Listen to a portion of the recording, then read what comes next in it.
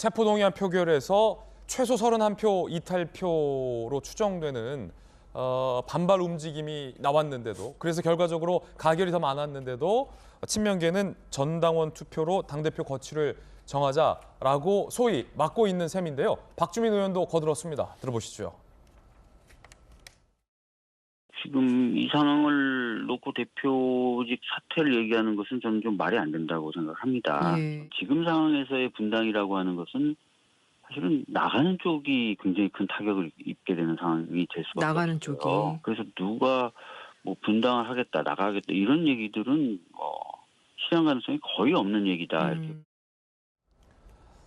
대표 사퇴는 말도 안 된다라는 주장이었습니다. 김수영 교수님, 지금 강성 지지자들을 중심으로 살생부를 만들어서 돌리고 있어요. 이재명 대표도 살생부는 옳지 않다라고 했지만 이재명 대표를 중심으로 주위에 있는 뭐 박주민, 안민석, 뭐 지도부에서 사퇴는 없다라고 선을 그으면서 전당원 투표하자라고 움직임을 보이고 있어요. 근데 전당원 투표를 하게 되면 그 상당수 이 살생부를 돌리는 그런 분들의 의지도 많이 반영이 될 텐데 뭔가 좀 박주민 의원이나 안민석 의원 둘 다 친명계잖아요. 지금 이게 민주당이 앞으로 어떻게 이 상황을 봉합하고 나갈 것인가에 대한 객관적인 의견을 낼 수 없는 사람들이에요. 이재명이라는 인물이 대표에서 절대 내려오면 안 되는 사람들이 지금 저렇게 얘기를 하고 있다고요. 그렇기 때문에 저 의견이 진짜 민주당의 앞날을 위한 거라기보다는 자기의 정치적 생명이 걸려있기 때문에 이재명 대표는 절대로 대표에서 내려올 수 없고, 그런데 앞으로 계속 이재명 대표의 거취에 대한 사퇴 압박이 있을 거란 말이죠.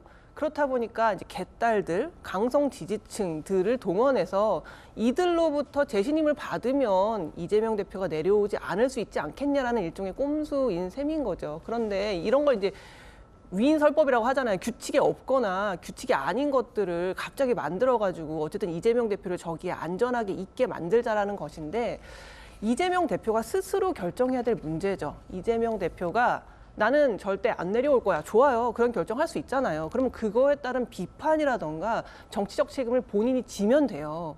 그런데 지금 자기는 거기서 내려오기 싫고 책임은 당원들에게 묻겠다라는 거거든요.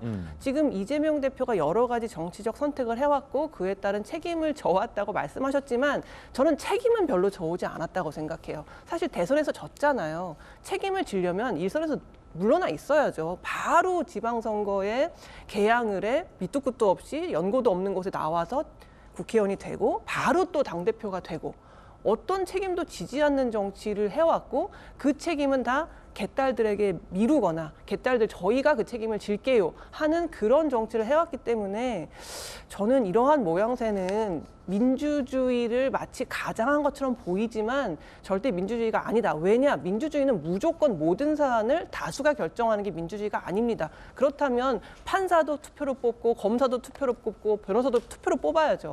그게 민주주의는 아니다. 그렇기 때문에 이렇게 꼼수를 부리는 행태, 또 한 가지만 말씀드리면 어저께 체포동의안이 또 넘어올 경우에는 민주당 의원들 다 그냥 참석하지 말자, 불참하자 했거든요. 그러면 재적위원회 과반이 출석을 못하기 때문에 아예 체포동의안 투표 자체를 못하게 돼요. 이게 민주주의 절차에 따른 것 같지만 사실 민주주의의 의도를 훼손하는 행위거든요.